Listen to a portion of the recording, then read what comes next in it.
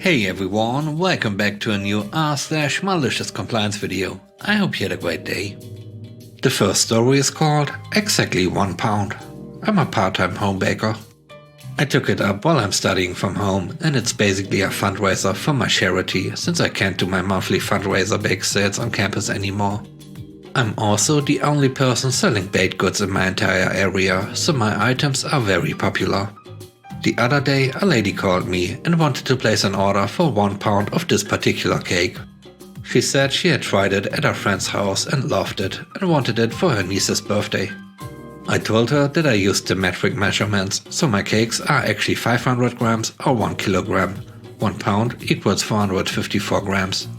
She said she wanted a 1 pound cake. I dropped it because it was more or less the same thing.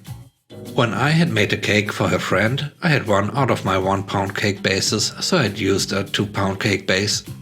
In my opinion, this made the cake look smaller, but it's possible that someone else might think that the cake was bigger. After I took the order and quoted her the price, she started giving me more instructions.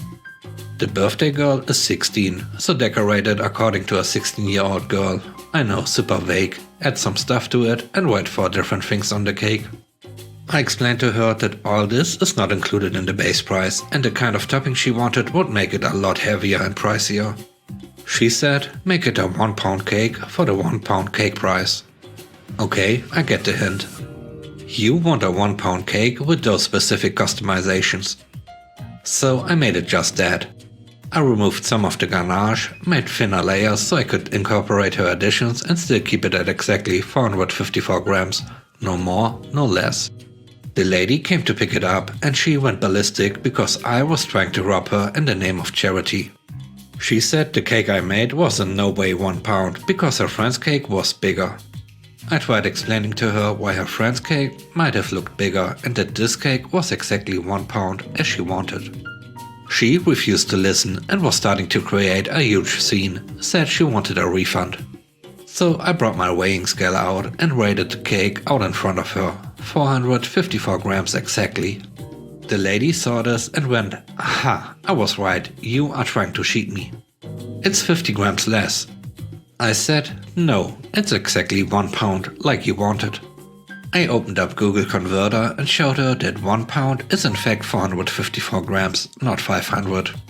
I opened WhatsApp and showed her the message where I told her I make 500 gram standard cakes and she said she doesn't care, she wants 1 pound. She was a bit gobsmacked and said I should have had some professional courtesy and made it 500 grams and I'm trying to cheat her. I had it with her. I told her, ma'am, you wanted exactly 1 pound cake. You said it 4 times. So you can take this exactly 1 pound cake or you can take your refund and leave. I can find other people who would want to buy a 1 pound cake. She took her cake and left, saying she will never buy anything from me again and make sure to let others know too. Later, her niece followed my page on Instagram and dropped me a message apologizing for her aunt. She said it was the best cake she had ever had and she will surely tell everyone about my bakery. The next story is called You Only Listen to People Above You. I started with my company over 30 years ago. My original position was as a draftsman. I hand-drew maps, diagrams and engineering documents that were turned into blueprints for production. The general consensus was that draftsmen like me were lower than dirt. Most of us had vocational training but no college degrees. Our usual work process was that a customer came to a designer and asked for something to be built. The designer consulted with an engineer and then sketched out the design and sent it to a draftsman to have a set of construction blueprints produced. The completed prints were then mailed off to the head office in a different city for review and approval. Any design that failed the approval process got mailed back to the designer for rework and the process started all over again. Over the first few years on the job, I continued my education. I took courses specific to our industry and took in-house classes to better master our company construction standards. I steadily gained the trust and respect of the engineers and designers that I worked with. That is until the company hired the big-time designer. Mr. Big-time Designer was young, he was well educated and he was well connected to upper management. The first time one of his jobs hit my desk, I stopped and stared. There was a glaring flaw that violated industry and company standards. Rather than spend time drawing up prints that would be automatically rejected, I took the job package back to him and pointed out what would need to be fixed for approval. He angrily agreed and took back the job to fix the errors. I thought everything was great. Until I got the next job from Big Time. This job was also going to immediately fail the approval process, so I headed back to his end of the building for a chat. This time the Big Time designer was not having it. "You are a lowly draftsman, I'm a designer, I don't have to take instruction from you," he shouted. "I want you to draw up exactly what I design and submit it that way. If I'm going to be corrected, it will be by someone above my pay grade and not below." Good guy boss, the department head, heard the commotion from his office and came over to see what the yelling was about. The Big Time designer explained that I was trying to correct his work and not just drawing up his job as designed. At this point I started to try to defend myself and explained that I was trying to save the work and time that a rejected design would cause, but the boss cut me off. With an evil twinkle in his eye, Good guy boss said, "You just do exactly as this designer requests. If he wants the head office to correct his work, then that is just fine." Cue the malicious compliance. From that point on, I did exactly as directed. I sent off flawed designs for approval. The process for each rejection took about 1 week round trip. Big Time designer's job began to fall farther and farther behind. Some of the jobs were rejected 3 or 4 times. I started getting calls from the head office. "Hey, why are you sending us junk?" I explained the situation and the head office called Mr. Good Guy Boss. He confirmed that the designer was running his own show and only wanted feedback from people up the food chain and was rejecting input from lowly draftsmen regardless of their experience.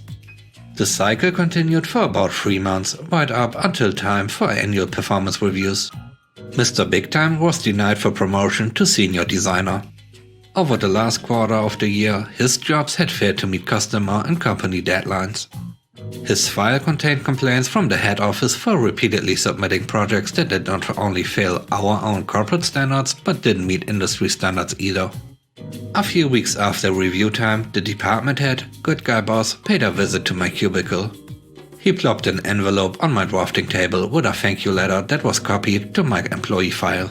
There was also a small cash bonus. He had been looking for a way to nail Mr. Big Time and take him down a peg. The Big Time designer had powerful friends and our Good Guy Boss was reluctant to try too hard to put him in his place. By obeying the designer's wishes, I had given the boss ammo needed to give him a legit bad review.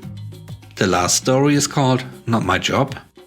I work for a contractor doing custodial work for a casino. To preface this, I took this job mainly because it did not involve management in any way. I have worked in management most of my career and was just burned out.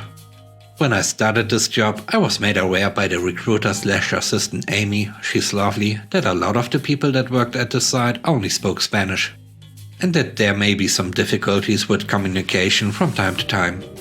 This wasn't a problem for me as Amy spoke English and was currently managing the contract because the actual contract manager was on medical leave due to having surgery. I'm the kind of person that works very hard, mainly because I take pride in my work ethic. As soon as I started, I downloaded Duolingo, an app that is used to teach foreign languages, and began to learn as much Spanish as I could so I could better communicate with my coworkers. I am still learning, but know enough to understand my coworkers most of the time. Most of my coworkers are lazy.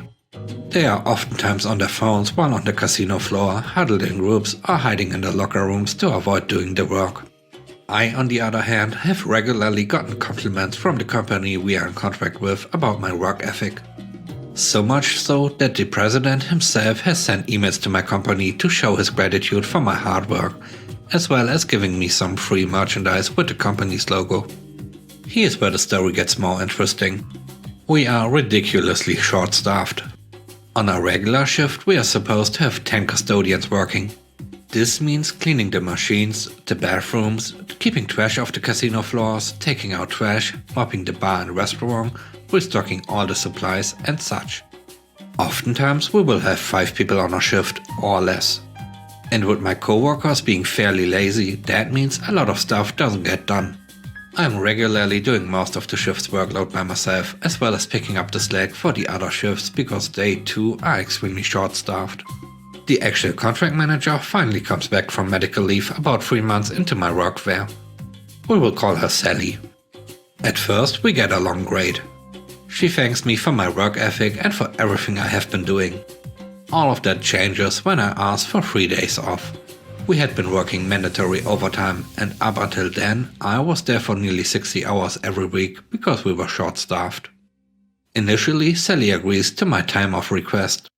I filled out the paperwork and made copies for myself, just in case, managerial background. A week before the days I requested come up, she puts out the schedule and my time off wasn't applied. I approach Sally and ask her why, and she says that someone else put in for time off. This other person is the laziest of all my co-workers and regularly acts as a supervisor because she's worked there the longest and is the only person that can understand a little bit of English. I tell Sally that I think this is extremely unfair, considering that I put in my time off request over 2 months ago and had made sure that no one else had asked for the same days off beforehand. Sally explains that she doesn't have any paperwork to prove that, so I give her my copy, which I had placed in my work bag. This is when Sally decides to show her true colors. Do you want to do my job? Do you think you can manage this case better than I can? No? I don't pay you to come in here and argue with me. You aren't a manager. You aren't a supervisor. You are a janitor, that's it. That's all I pay you for. I keep what Sally said in mind and just keep my head down at work for a few months after this. At this point of my employment, Sally is getting in trouble with the higher-ups for the lack of employees and retention that is occurring at our side. And the company we work for is not satisfied with her performance managing everyone. It's not really a secret, as we have regional and district management coming in frequently to try and help get people hired and play peacekeepers between Sally and the casino CEO. Finally, we are getting new people hired on, thanks to a temp agency that was contracted in to help. A lot of the new hires only speak English, the others only speak Spanish. Other than the lazy coworker who is now on vacation for 3 weeks, the only person that can speak and understand both English and Spanish is me. The morning the new hires arrive, everyone is gathered in the office, including Sally's boss. They go through an orientation, only speaking English for the new hires, and begin to give everyone their assignments. This is when Sally comes up to me. I need you to train the new hires today and make sure everyone else is doing what they are supposed to be doing. Does this mean that I am being made a supervisor? Sally, who apparently forgot our previous conversation, said, "No, but you're the only one that can speak English and Spanish. And so I need you to make sure everyone is doing what they are scheduled to do." I said with a blank expression, "I'm sorry, Sally, but I can't do that. I'm not a manager. I'm not a supervisor and I'm not a translator. I'm a janitor, that's all you pay me for, remember?"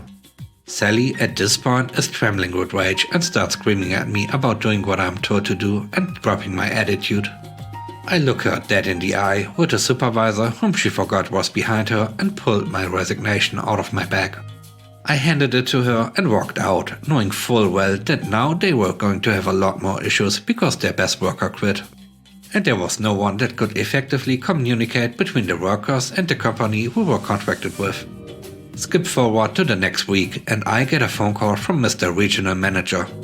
"Hello, I wanted to formally apologize for the behavior of our former employee Mrs. Sally. She has been relieved of her position and we would like you to come back to work with us in a supervisory position.